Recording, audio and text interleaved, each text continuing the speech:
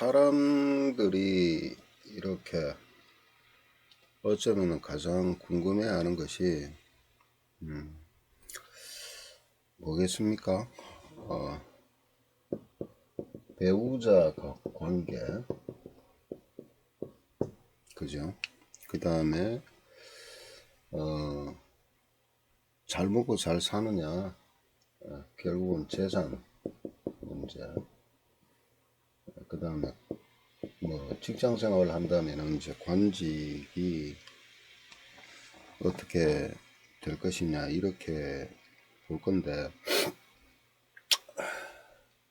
근데 어쨌든 이 두 가지보다는 이 위에 배우자 관계가 더 이제 관심이 많겠죠. 이것도 뭐 근데 요즘은 또 그렇지도 않은 것 같아요. 요즘은 뭐 워낙 이 개방이 되어 있다라는 것의 의미가 뭐냐, 그게 이제 어떻게 보면 도덕적 규범이라는 이 틀, 어떤 하나의 틀을 이제 이게 자꾸 깨지니까요. 깨지니까 그러한 현상들이 더러 생기는데, 이 규범이라는 것이요, 이 도덕이라는 것도 그렇고 규범이라는 것도 그렇고, 이것이 생겨난 이유가 뭡니까? 이게 하나의 뭐냐면 통치 수단이에요. 그 다음에 기득권을 유지하기 위한 수단. 그러다 보니까 이제 여자는 뭐 어때야 된다, 어린 애들은 어때야 된다, 나이 많은 사람은 무조건 대접받아야 된다, 뭐 이런 식으로. 그게 이제 어쩌면 유교 문화 사회라에서 이제 굳어진 그런 것도 있고, 또 아직까지도 그런 면이 뭐 없지 않아 있긴 있습니다만은, 이것이 세월이 변하면서, 세상이 변하면서 깨어지는 환경, 이제 달라지는 환경. 근데 그게 좋다 나쁘다라는 어떤 그 표현보다, 어떤 좋다 나쁘다로 규정 짓기보다는 남여라는 어떤 입장에서는 여자들의 그 권위가 신장이 되고, 이런 게 이제 능력 위주로, 그죠? 능력 위주로 세상이 이제 바뀌어가는 것도 있고, 그 다음에 인권이라는 것이 남녀노소가 어디 있습니까? 남녀노소가. 그런 차원에서도 이게 뭔가 변화되는 것도 있고, 그런데 또 한편으로 보면은 이런 것도 있어요. 단단하게 이렇게 엮어지고 맺어지는 그런 혈연 관계, 그런 것들이 좀 쉽게 깨지는. 근데 그 깨지는 원인의 대다수가 뭐냐면은 손익계산이 앞서 들어가는 거죠. 이런 손익계산이 좀 앞서서 그러는 경우도 있고 그러죠. 이런 환경인데 어떻게 궁합이라는 걸 맞출 때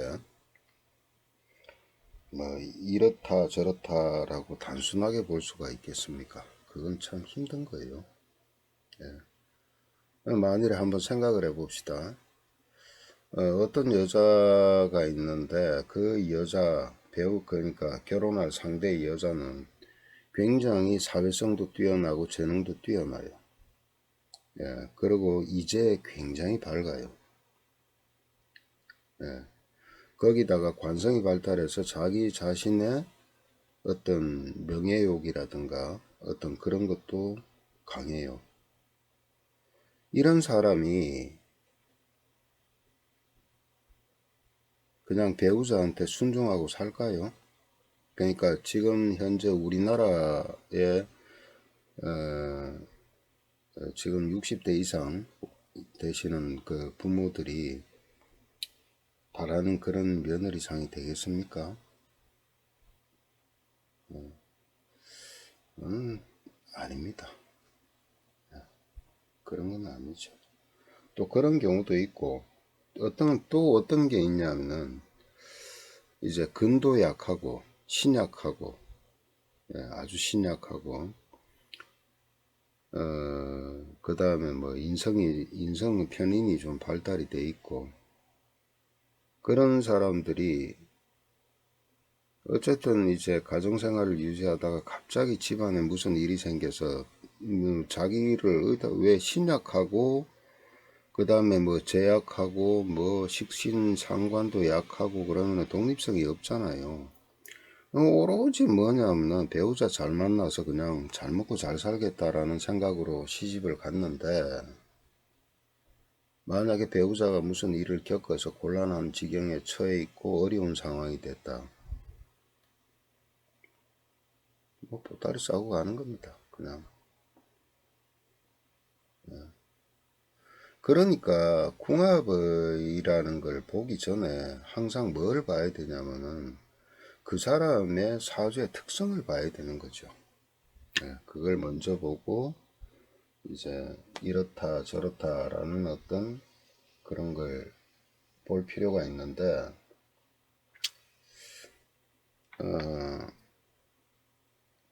좀 아쉬운 건 있어요. 뭐냐면은 타고난 나름대로의 재능들을 가지고 있는데, 재능을 가지고 있고 그 다음에 원하는 어떤 방향, 인생의 방향도 다 갖추고 있는데, 이 오는 운 때문에 이 간섭을 받아서 일단 뭐 결혼도 하고 자식도 낳고 자기 나름대로 직업도 가지고 이런 식으로 살아는 가는데, 더 나은 뭔가 방향으로 가고는 싶은데, 이 틀이 뭡니까?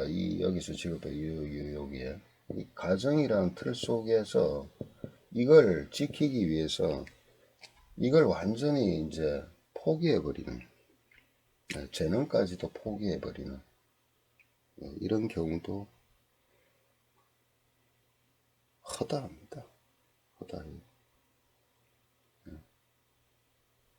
근데 이게 만약에 이게 가정이 이제 원만하고 서로가 이렇게 좋으면은 아무 문제가 없어요.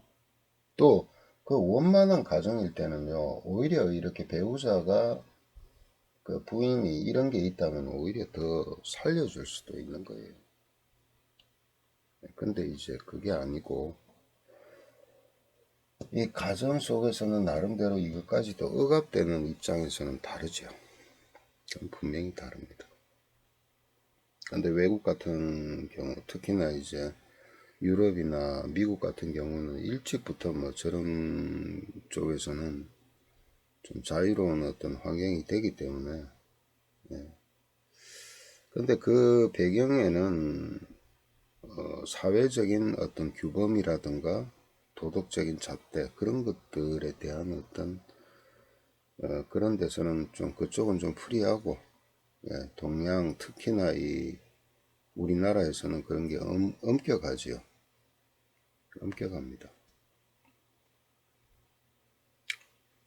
근데 동양이라고 다 그렇지 않아요. 중국이나 일본은 아유 더합니다.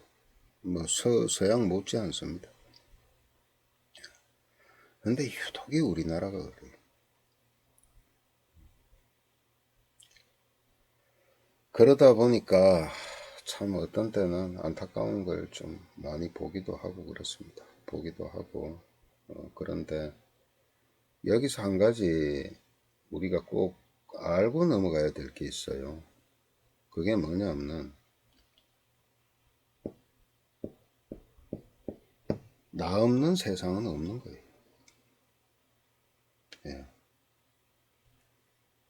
주체가 납니다. 이 명리학의 기준도 나부터 출발해요. 그 다음에 생각을 해보세요. 세상의 존재라는 게 물론 이제 부모로부터 이제 그 혜택이라기보다는 부모에 의해서 내가 세상에 태어났습니다. 그러면 부모와의 관계, 조상과의 관계는 끊임없이 이어지고 나로 인해서 또 자식과의 관계는 이어지지만은 엄밀하게 따지면 배우자는요 완전 남이에요. 정말 뭐예요? 이 님이라는 글자에 점 하나 찍으면 남이 되는 거 그야말로 그건 맞는 얘기입니다. 단 하나 이게 배우자인 남자와 여자가 만나서 이 자식이 나오기 때문에 여기서 끈이 하나 있다는 거지 엄밀하게 따지면요 별거 없는 거예요.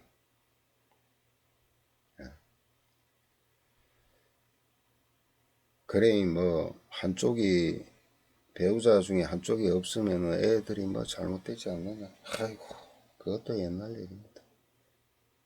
옛날 얘기도 아니에요. 그렇다고 해서 자식이 잘못된 길로 가고 그런 거 거의 극소수입니다.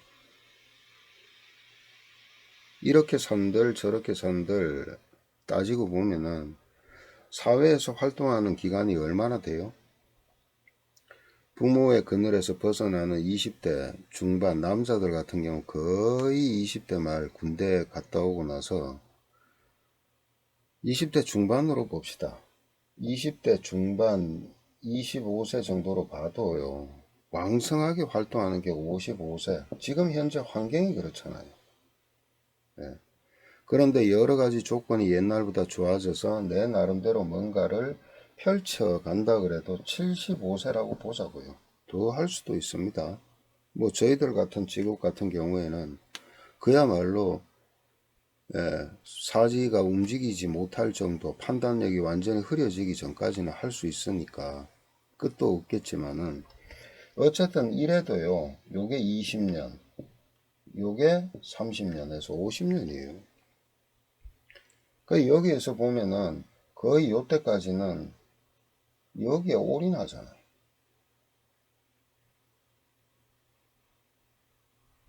자신이라는 존재를 찾을 수 있는 시간이 얼마나 될까요? 얼마나. 그리고 그 어떤 새로운 도전을 한다는 것이 제가 앞에도 올렸죠. 변화의 시점은 반드시 온다고.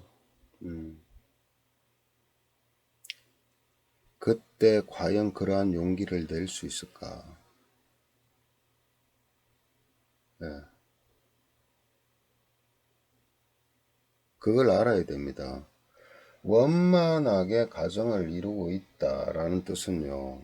상호 인정하고 있다는 뜻이에요. 배우자끼리도. 네.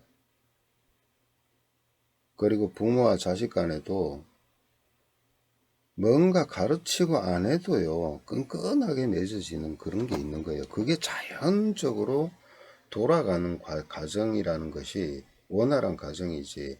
나는 무슨 뭐를 하기 때문에 나는 내 역할을 다 해야 되고 안 하면은 어떻게 돼요? 자격 없고. 예. 아니면 나는 가장이니까 내 밑에 식솔들은 다 내 말 들어야 돼. 그런 건 정상적인 게 아닙니다. 그게 어떻게 정상적이에요? 겉으로는 한 틀을 이루고 있다고 치지만은 뭐예요? 내적으로는 항상 뭔가 이건 아니야 라는 어떤 그런 불만이나 아니면 그러한 어떤 컴플레인이나 또는 정신적으로는 억압 이런 상태에 있다. 그건 결코 아니더라.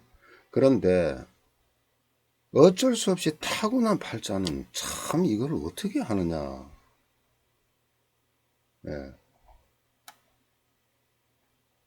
안 그랬으면 좋겠는데 자신은 정말 평범하고 좀 그런 가정을 이루고 싶은데도 안 되는 걸 어떻게 하느냐. 그겁니다.